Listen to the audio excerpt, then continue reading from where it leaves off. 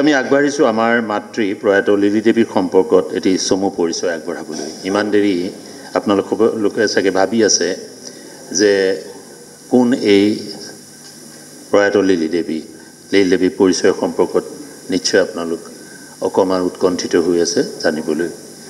গতিকে তেখেতৰ বিষয়ে মই অকণমান আপোনালোকক জনাব খুজিছোঁ। তেখেতৰ ডিব্ৰুগড়ৰ আমোলাপট্টিত আছিল পুৰণা ঘৰ। পিছত ডিব্ৰুগড় লাহোৱাললৈ উঠি আহিছিল আমাৰ মামাৰ ঘৰ, আমাৰ আইতাৰ ঘৰ। আৰু দেউতাকৰ নাম স্বৰ্গীয় বিষ্ণুপ্ৰসাদ চক্ৰৱৰ্তী। মোমায়েকৰ ঘৰ দেৰগাঁৱৰ স্বৰ্গীয় নৰেন শৰ্মা। প্ৰথমতে আইতাহঁত মৰঙীত আছিল, দেৰগাঁও ওচৰৰ। আৰু আমাৰ মায়ে বেছি পঢ়া নহ'ল, তেখেতে মেট্ৰিক পাছ কৰা নাই। প্ৰথমতে হয়তো 8 মানলৈকে পঢ়িছিল, কাৰণ তেতিয়া ছোৱালীৰ সোনকালে বিয়া হোৱাৰে নিয়ম আছিল। দেউতা মানে আমাৰ পুৰণা ঘৰ নামটিত, শিৱসাগৰৰ নামটি দৌলৰ কাষতে আমাৰ চুবুৰীটো। উল্লেখযোগ্য যে পূৰ্বগৰাকী বঁটাপ্ৰাপক শ্ৰীযুত নগেন ঠাকুৰ দেৱৰ এই নামটিতে জন্মও হৈছিল। তাতেই তেখেত কিছু সময়ৰ কাৰণে ডাঙৰ দীঘল হৈছিল মোমায়েকৰ ঘৰত থাকি। গতিকে আমাৰ এই পূৰ্বৰ বঁটাপ্ৰাপকগৰাকী আছিলে ডক্টৰ নগেন ঠাকুৰ, বিশিষ্ট ভাষাবিদ। তেখেত নামটিৰে কাৰণ তেওঁলোকে তেখেতৰ মোমায়েকৰ ঘৰ নামটিত, তেখেত তাতে ডাঙৰ দীঘল হৈছিল। মই জাষ্ট প্ৰসংগক্ৰমে এইটো কৈ থ'লোঁ। আমাৰ দেউতা স্বৰ্গীয় কৃষ্ণনাথ বৰুৱা গেলেকীখন আজিকালি অকণমান জনা শুনা ঠাই, কাৰণ গেলেকী তৈলক্ষেত্ৰ আছে নাজিৰাৰ ওচৰত। গেলেকীৰ কাষৰীয়া এখনি বাগিচা আঠখেলত চাকৰি কৰিছিল।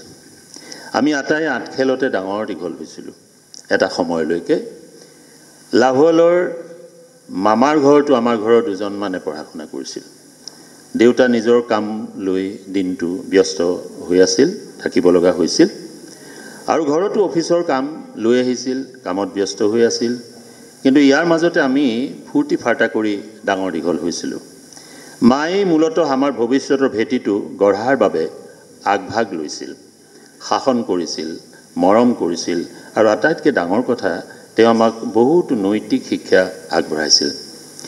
সংস্কাৰী মাৰ অন্তৰখন বৰ কোমল আছিল, দুস্থজনৰ প্ৰতি অতি সদয় আছিল, আৰু আমাকো তেনে হ'বলৈ কৈছিল। এখন ডাঙৰ সংসাৰৰ মুৰব্বী হিচাপে মাৰ সময়ৰ বিশেষ অভাৱ আছিল সময়ৰ, কিন্তু বৰ কষ্ট কৰিব পাৰিছিল। ইয়াৰ মাজতে তাঁতসূত বৈছিল, আৰু আয়ে বৈ দিয়া কাপোৰেৰে মোৰ ইউনিফৰ্মো চিলোৱা হৈছিল, মোৰ সুন্দৰকৈ মনত আছে। আৰু মই সেই ইউনিফৰ্মযোৰ সহজে খুলিবলৈ বৰ টান পাইছিলোঁ, কিবা এটা খুব ভাল লাগিছিল, পিন্ধি খুব ভাল পাইছিলোঁ। এইবোৰ নিত্য নৈমিত্তিক কামৰ উপৰিও লগৰ কেইগৰাকী মহিলাতকৈ ব্যতিক্ৰমী প্ৰকৃতিৰ আমাৰ মায়ে এটা কাম কৰিছিল, যিটো তেওঁৰ পেশ্যন আছিল, নিচা আছিল, যিটোৰ আৱেশে যেন তেওঁৰ মনটোক অহৰহ পৰিপূৰ্ণ কৰি ৰাখিছিল। সি হ'ল বাহিৰা কিতাপ আলোচনী পঢ়াৰ প্ৰতি তেওঁৰ গভীৰ অনুৰাগ। হাতত যি কিতাপেই পঢ়ে, যি আলোচনীয়েই পঢ়ক, তেওঁ সেয়া যেন গোগ্ৰাসে পঢ়ি শেষ কৰিব। সেইদৰে আমাৰ ঘৰখনত অসমবাণী, অসম বাতৰি আদি কাকত সুলভ আছিল। নৱযুগ, ৰামধেনু, আমাৰ প্ৰতিনিধি, এইবিলাক আমি সৰুৰে পৰা দেখি আহিছোঁ। প্ৰতিমাহে ডাকত কলিকতাৰ পৰা আহি আছিল ডক্টৰ ভূপেন হাজৰিকাৰ দ্বাৰা সম্পাদিত আমাৰ প্ৰতিনিধিখনো। পূজা বিহুত বিশেষ সংখ্যাবোৰ ঘৰলৈ যেনে তেনে অনাৰ ব্যৱস্থা হৈছিল। সেইসমূহত প্ৰকাশিত গল্প উপন্যাসসমূহৰ ওপৰত সময়ে সময়ে আনকি ভাতৰ মজিয়াটো উলিওৱা হৈছিল। গল্পকাৰ উপন্যাসিকসকলৰ সৃজন প্ৰতিভাক লৈ আমাৰ মনত সেয়েহে বিস্ময়ৰ শেষ নাছিল। আৰু সাহিত্য সম্পৰ্কে অলেখ খবৰেৰে মাৰ মনৰ বৰপেৰা যেন সদায় পূৰ হৈ আছিল। দুপৰীয়া ভাতকেইটা সকলোকে খুৱাই বোৱাই মায়ে নিজৰ বাবে অকণমান সময় উলিয়াই লৈছিল কিতাপ পত্ৰ পঢ়াৰ বাবে। কিতাপক তেওঁ নিজৰ কেঁচুৱাৰ দৰে আতুলকৈ সাৱটি আছিল বুলিলেই হয়। কোনেও ভিতৰৰ কোনো পৃষ্ঠা ভাঁজ কৰিব নোৱাৰিব। নতুন কিতাপ এখন ঘৰলৈ আহিলেই প্ৰথম কাম হ'ব জিল এখন খুৱাই তাক সযতনে ৰখা। কিতাপ কাৰোবাক পঢ়িবলৈ এৰি দিবলৈ তেওঁ মুঠেই আগ্ৰহী নাছিল। আৰু কোনোবাই নি বহু দিনলৈ ঘূৰাই নিদিলে ক্ষমা বিচাৰিবলৈ তেওঁ প্ৰস্তুত হ'ব লাগিছিল, কাৰণ মায়ে তেওঁক ব্যতিব্যস্ত কৰিবলৈ কেৰেপ নকৰিছিল, মানে পলমকৈ কিতাপ ঘূৰাই দিয়াৰ বাবে বা কিতাপ নি উভতাই নিদিয়াৰ বাবে। ঘৰলৈ নৱযোগ, ৰামধেনু আদি আলোচনী আহিছিল, কাৰণ নাজিৰা হাইস্কুলত বৰ্ডিঙত থাকি পঢ়া ডাঙৰ দাদা তপন কুমাৰ বৰুৱাৰো পঢ়াৰ ৰাগি আছিল যথেষ্ট। এতিয়া বহি আছে, উপবিষ্ট হৈ আছে। নৱযোগৰ পাততে মই পিছত পঢ়িবলৈ পাইছিলোঁ ডক্টৰ নগেন ঠাকুৰৰ দ্বাৰা অনুদিত ৰুচ উপন্যাস ধীৰে বৈ যায় ডন। সাহিত্যৰ এগৰাকী নিৰলস পাঠক হোৱাৰ উপৰিও গীত মাতৰ ক্ষেত্ৰতো মাৰ আগ্ৰহ আছিল, আৰু বিশেষকৈ তেতিয়া ৰেডিঅ'ৰ সুগম সংগীতৰ অনুষ্ঠানসমূহৰ জৰিয়তে অসমীয়া আধুনিক সংগীতৰ বহুকেইগৰাকী কণ্ঠশিল্পীৰ গীতসমূহ তেখেতে শুনিছিল আৰু ঘৰুৱা কাম বনৰ মাজতে গুণগুণাই গাই ভাল পাইছিল। বহু গীত তেওঁ নিজ হাতে ৰেডিঅ'ৰ পৰা টুকি থোৱাটো এটা সাধাৰণ কথা হেন আছিল তেখেতৰ বাবে। মাৰ কণ্ঠটো বৰ ধুনীয়া আছিল, যদিও বা এই ক্ষেত্ৰত তেওঁৰ কোনো পৰিশীলন নাছিল, এয়া তেওঁৰ আছিল স্বভাৱ কণ্ঠ। মাৰ তত্ত্বাৱধানতে আমি শব্দৰ উচ্চাৰণৰ বেলিকা সচেতন হৈ চলিবলৈ বাধ্য হৈছিলোঁ। পৰিয়ালৰ সদস্যৰ বাহিৰে আনকো এই ক্ষেত্ৰত সতৰ্ক কৰি দিবলৈ তেওঁ কেৰেপ কৰা নাছিল, আৰু বহু সময়ত গাজত লগাকৈ সতৰ্ক কৰি দিছিল, যাতে উচ্চাৰণৰ ক্ষেত্ৰত এনে বিভ্ৰাট দুবাৰলৈ নঘটে। এনে বহুবোৰ কথাত মা কাঢ়া আছিল। ঘৰখনৰ পৰিৱেশটো সাংস্কৃতিক ধৰণৰ আছিল। মুখত কোনেও বেয়া শব্দ এটা ফুটাব পৰা নাছিল। কাজিয়া পেচাল কৰিলে তেওঁ অধিক কাঢ়া হৈ পৰিছিল। আনৰ বিষয়ে বেয়াকৈ কথা পতা অৰ্থাৎ পৰচৰ্চা কৰাটো তেওঁ মুঠেই সহ্য কৰিব পৰা নাছিল। মনটো তেওঁৰ বৰ আগবঢ়া আছিল, আৰু সামাজিকভাৱে সেয়ে তেওঁ যথেষ্ট শ্ৰদ্ধা সন্মানৰ গৰাকী হ'ব পাৰিছিল। আচলতে মামাহঁতৰ পৰিয়ালটো পোনতে য'ত আছিল, ওচৰ চুবুৰীয়া হিচাপে তেওঁলোকে পাইছিল প্ৰয়াত ৰাধা গোবিন্দ বৰুৱাদেৱৰ মূল ঘৰখনৰ পৰিয়ালটো ডিব্ৰুগড়ত। মায়ে কৈছিল কেনেকৈ ৰাধা গোবিন্দ বৰুৱাই ওচৰৰ পৰিয়ালবোৰৰ কণ কণ ল'ৰা ছোৱালীবোৰক অত্যন্ত মৰম কৰিছিল আৰু তেওঁৰ মটৰ গাড়ীটো ফুৰাবলৈ নিছিল। এনেবোৰ পৰিৱেশেই নিশ্চয় সৰুকালৰ পৰা মাক বহু কথা শিকাবলৈ অৱকাশৰ যোগান ধৰিছিল। বাগিচাত থাকোঁতে বাগিচাত পতা আমি ইটো সিটো সাংস্কৃতিক অনুষ্ঠানত যোগদান কৰিছিলোঁ সক্ৰিয়ভাৱে। প্ৰয়াত ৰজনী বৰাৰ নেতৃত্বত গীত মাতৰ পৰিৱেশ এটা এনেও আমাৰ সেই বাগিচাৰ সমাজখনত জীপাল হৈ আছিল। মায়ে কেতিয়াবা এনে অনুষ্ঠানসমূহত গাবলৈ আমাৰ বাবে সমদল গীত লিখি দিছিল। এবাৰ আমি গোৱাত এনে এটি সমদল গীতৰ দুষাৰী এতিয়াও মনত আছে। গীতটি হ'ল: সমাজৰ বৰঘৰ সজাওঁ পৰাওঁ, ন সুৰুজৰ পৰা সাত ৰঙী শিখা আনি নতুনক স্বাগতম জনাওঁ। মাৰ সম্পৰ্কত আৰু বহু কথাই ক'ব লগা আছে। আটাইবোৰ ক'লে দীঘল হ'ব, মাথো আৰু দুটা দিশৰ বিষয়ে কওঁ। মায়ে বৰ ধুনীয়াকৈ গোসাঁই নাম আদি গাব জানিছিল। শোৱা পাতিতে আমাক জগাবলৈ লৈ বৰগীত লোকগীতৰ এফাকি দুফাকি গাই দিনটোৰ বাবে আমাৰ মনবোৰ সপ্ৰতিভ কৰাই তুলিবলৈ তেওঁ যত্ন কৰিছে। ইয়াৰ পিছতে ৰেডিঅ'টো লগাই দিছিল আৰু বন্দনাৰ গীতৰ সুৰভিৰে আমাৰ ঘৰটোক এক অনাবিল পবিত্ৰতা বোধেৰে সাৱটি ধৰিছিল। ঘৰৰ টেলিফানকেন কোম্পানীৰ ৰেডিঅ'টোৰ ডিউটি যেন শেষেই নহ'ব। গীতিমালিকাৰ গীত সুৰৰ মাধুৰীৰে আমাৰ বুকুবোৰ উপচি পৰিছিল প্ৰতি ৰাতিপুৱাই। সেইদৰে ৰেডিঅ'ই মাক অহৰহ সং প্ৰদান কৰিছিল, অহৰহ। দেওবাৰটো আমাৰ বাবে, বিশেষকৈ মোৰ বাবে আছিল অতি বিশেষ। এই ৰেডিঅ'টোৰ কাৰণ সেইদিনা আছে আকাশবাণী গুৱাহাটীৰ বচা বচা অনুষ্ঠান। বাগিচাত দেখুওৱা টকীকেইখনেও, আজিকালি চিনেমা কয়, তেতিয়া আমি টকী কৈছিলোঁ, টকীকেইখনেও মাৰ মনৰ খোৰাক যোগাইছিল যথেষ্ট। এই টকী চাবলৈ দেউতা নগৈছিল যদিও আমিবোৰ মাৰ লগতে গৈছিলোঁ। ভাল বেয়া সকলো ছবিয়েই চোৱা হৈছিল, আৰু এইদৰেই গ্ৰন্থপ্ৰীতি, ছবি চোৱাৰ হেঁপাহ, গীতৰ নিৰ্যাসৰ অনুৰাগ আমাৰ মনৰ কোহত নিশ্চয় সদায়ে থাকি গ'ল। মায়ে কিন্তু এনে নান্দনিক উপভোগসমূহৰ অভিজ্ঞতাৰ ভাগ পাৰিলে সকলোকে দিবলৈ চেষ্টা কৰিছিল, বিলাইছিল। আনেও তেওঁৰ পৰা এনে ৰুচিবোধৰ পৰিচয় লাভ কৰিছিল, আৰু এনে ৰুচিবোধক আপোন কৰি ল'বলৈ এটা কাৰণ বিচাৰি পাইছিলোঁ। এক আচৰিত ধৰণৰ সৌন্দৰ্যবোধ মাৰ অস্তিত্বৰ সোপান আছিল। ভাবিলে আজি এনে লাগে, সেয়েহে নিশ্চয় তেওঁৰ ক্ষুদ্ৰ ক্ষুদ্ৰ কথাবোৰক হেলা ৰঙে আওকাণ কৰিব পাৰিছিল। সামাজিকভাৱে আছিল তেওঁ অতিকে শ্ৰদ্ধা সন্মানৰ পাত্ৰী। ওচৰ চুবুৰীয়াৰ কাৰোবাৰ কিবা অসুবিধা হ'লেই দৌৰি গৈছিল সহায় কৰিবলৈ। পিছত দেউতাই অৱসৰ লাভ কৰাত আমি নামটিৰ আমাৰ মূল ঘৰৰ ভেটিলৈ গুচি আহিছিলোঁ, আৰু সেয়া এক জটিল পৰ্ব। মাৰ লগতে আমাৰ আটাইৰে জীৱনৰ বাবে অৱসৰ পোৱাৰ কিছু বছৰ পিছতে আমি দেউতাক হেৰুৱাইছিলোঁ আৰু নিজৰ লগতে আমাৰ আটাইৰে মনত জ্বলাই ৰাখিবলৈ বহু সংগ্ৰাম কৰিব লগাত পৰিছিল। মাৰ সৌন্দৰ্যবোধৰ ওচৰত যেন সকলো প্ৰত্যাহ্বানে কৰ্ফুৰৰ দৰে উৰি যাবলৈ বাধ্য হৈছিল। কিতাপ আলোচনী কাকত পঢ়া হয়তো কিছু কমি গৈছিল, কিন্তু মৃত্যুৰ এবছৰ আগতে ডক্টৰ জয়শ্ৰী মহন্তৰ উপন্যাস চাণক্যৰ দৰে বিশাল গ্ৰন্থখনো প্ৰায় একে উশাহে পঢ়ি শেষ কৰিছিল।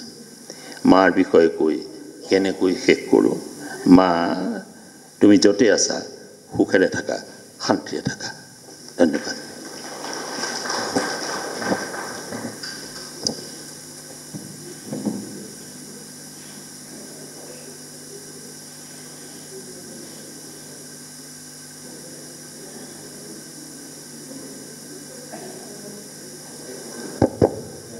আমাৰ আজিৰ অনুষ্ঠানক অধিক সাৰ্থক কৰি তুলি আমাৰ মাজত উপস্থিত আছে অসম সাহিত্য সভাৰ প্ৰধান সম্পাদক শ্ৰীযুত ডক্টৰ উপেন্দ্ৰজিৎ শৰ্মাদেৱ।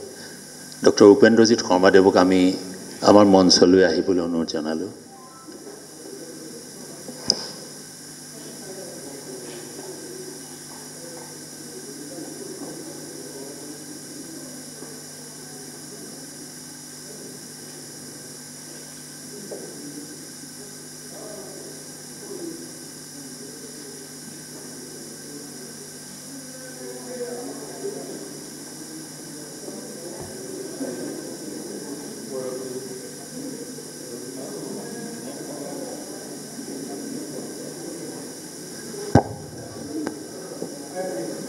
তেখেত অতি ব্যস্ত হৈ আছিলে। মই যি সময়ত গৈছিলোঁ মাতিবলৈ তেখেতক দেখিছিলোঁ যে মানুহে বেৰি আছিলে, তাৰ মাজতো তেখেতে আহিছে।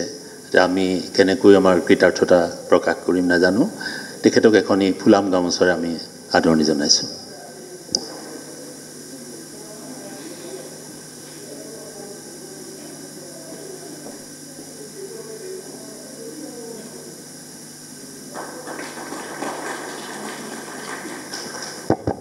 এতিয়া আমি আজিৰ অনুষ্ঠানৰ মূল পৰ্বলৈ অৰ্থাৎ বঁটা প্ৰদান কাৰ্যসূচীলৈ আগবাঢ়িছোঁ। আমি অতি আনন্দিত যে আমাৰ এই অনুৰোধ ৰক্ষা কৰি ডক্টৰ অনিমা চৌধুৰী বাইদেৱে বঁটা গ্ৰহণৰ কাৰণে অনুমতি প্ৰকাশ কৰিলে। আমি কৃতাৰ্থ। এয়া আমি বঁটা প্ৰদান কাৰ্যসূচীলৈ আগবাঢ়িছোঁ। বঁটাত আছে এখনি প্ৰশস্তি পত্ৰ, এখনি সফুৰা, অংগবস্ত্ৰ, কিতাপৰ টোপোলা, জাপি, ফুলৰ থোৰা আৰু বঁটা মূল্য।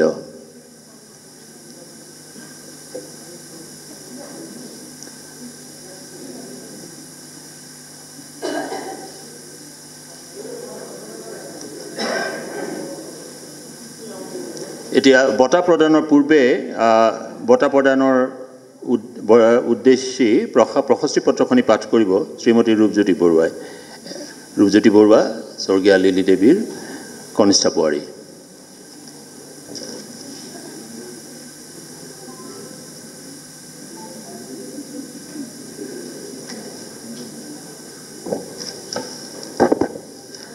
নমস্কাৰ। অভ্যাসগত সকলোলৈকে মোৰ থাকিল প্ৰতি নমস্কাৰ। লিলি দেৱী সোঁৱৰণী দ্বিবাৰ্ষিক সাহিত্য সংস্কৃতি বঁটা 2025 আৰু 27 বৰ্ষ। প্ৰশস্তি পত্ৰ ডক্টৰ অনিমা চৌধুৰী, বিশিষ্ট কণ্ঠশিল্পী তথা শিক্ষাবিদ, গুৱাহাটী জিলা, কামৰূপ মহানগৰ, অসম। শ্ৰদ্ধাভাজনেও সেৱা গ্ৰহণ কৰিব। সভ্যতা আৰু সমাজৰ এক অন্যতম গুৰুত্বপূৰ্ণ অংগ সংগীত। ই পৰিৱৰ্তনৰ এক শক্তিশালী মাধ্যম। সংগীতে হিয়ামনক উচ্চৰ পৰা উচ্চতৰ চেতনালৈ, ব্যক্তিৰ নিজৰ পৰা সমূহলৈ উত্তৰণ ঘটায়। 80 দশকৰ পৰা বৰ্তমানলৈকে গোৱা আপোনাৰ গীতৰ সেউজীয়া সফুৰাটোৰ নিৰ্যাস জাতিটোৰ বাবে এক পৰম প্ৰাপ্তি হিচাপে গণ্য হৈ আহিছে। জাতীয় ভাৱৰ অনুপ্ৰেৰণাৰে লিখা, মাটিৰ গোন্ধ থকা ভাৱ, সম্পদ আৰু সংগীত মাধুৰ্যৰ অসমীয়া আধুনিক সংগীতৰ ঐশ্বৰ্যময় ধাৰাটো বৰ্তমান সময়ত জনপ্ৰিয় কৰি ৰখাৰ ক্ষেত্ৰত আপুনি আগবঢ়াই অনা মহান অৰিহণাখিনিক সাৰ্বিক স্বীকৃতিৰে আপুনি সদায় সমাদৃত হৈ আহিছে। এটি সংস্কৃতিবান পৰিয়ালত জন্মগ্ৰহণ কৰি শৈশৱৰে পৰা আপুনি সংগীতৰ নিৰলস সাধনা অব্যাহত ৰখাৰ লগতে বৰ্তমানেও সেই সাৰস্বত সাধনাৰে ভৰ্তি হৈ থকাটো বিশেষভাৱে উল্লেখযোগ্য।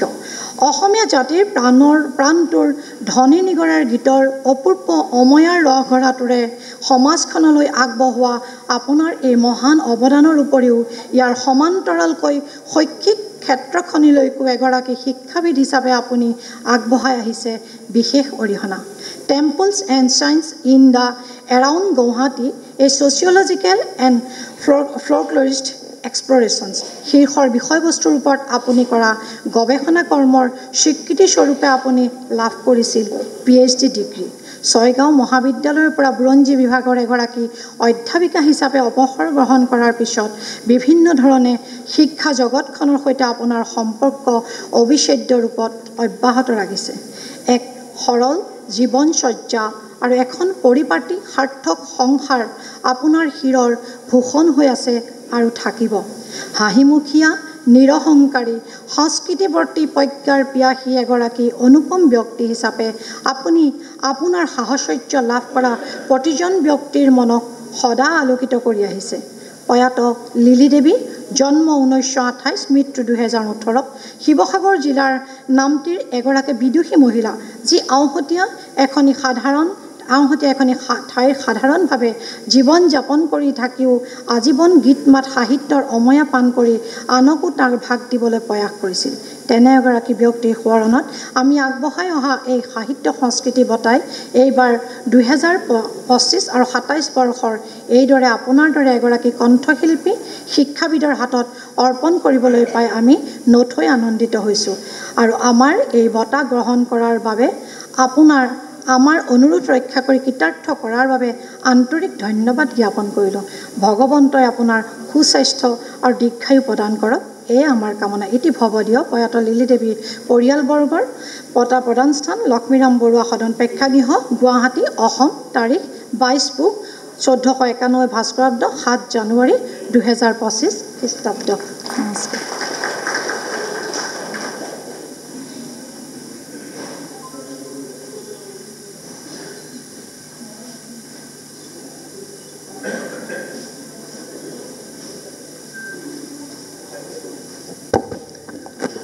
আমি বাইদেউক অনুৰোধ জনাইছোঁ সন্মুখলৈ আহিবৰ কাৰণে। আমি এতিয়া বঁটা প্ৰদান কাৰ্যসূচীলৈ আগবাঢ়িছোঁ। বাইদেউ আহক।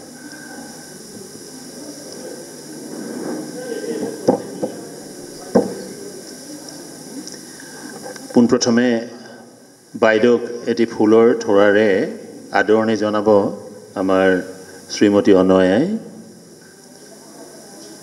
বাইদেউ আমাৰ আদৰণি গ্ৰহণ কৰক।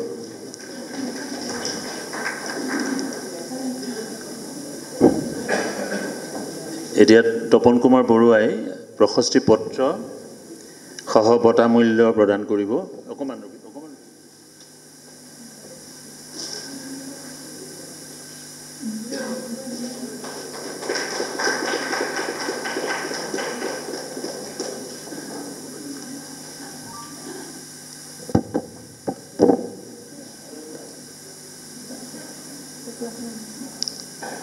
বঁটা মূল্য আগবঢ়াইছে শ্ৰীযুত লোকনাথ গোস্বামীদেৱে।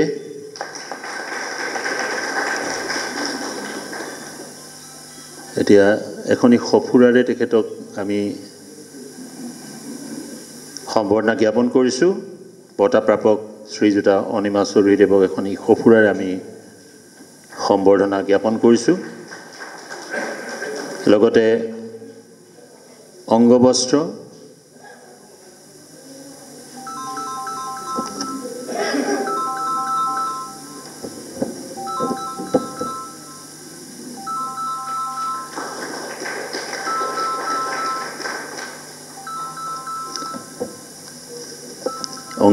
জাপি আৰু এটি কিতাপৰ টোপোলা।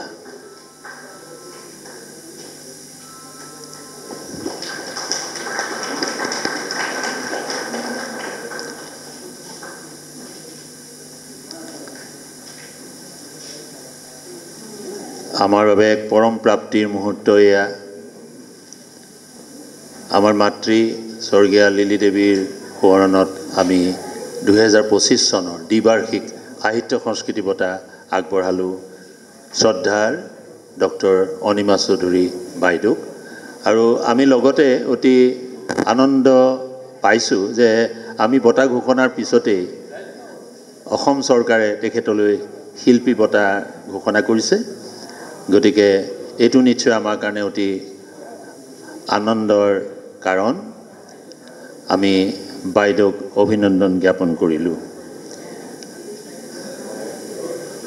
আটাইলৈকে আমি ধন্যবাদ জ্ঞাপন কৰিছোঁ। আৰু এতিয়া আমি যিহেতু অতি উন্মুখ হৈ আছোঁ বঁটাপ্ৰাপক শ্ৰীযুতা অনিমা চৌধুৰীৰ মুখৰ পৰা দুআষাৰ শুনাৰ বাবে, সেয়েহে আমি বঁটাপ্ৰাপক শ্ৰীযুতা অনিমা চৌধুৰী বাইদেউক আমাৰ অভিনন্দন সহ অনুৰোধ জনালোঁ তেখেতৰ মনৰ ভাৱখিনি আমাৰ সৈতে বিনিময় কৰাৰ বাবে। এয়া আমাৰ সন্মুখত স্বৰ্গীয়া লিলি দেৱী সোঁৱৰণী সাহিত্য সংস্কৃতি বঁটা প্ৰাপক শ্ৰীযুতা অনিমা চৌধুৰী দেৱ।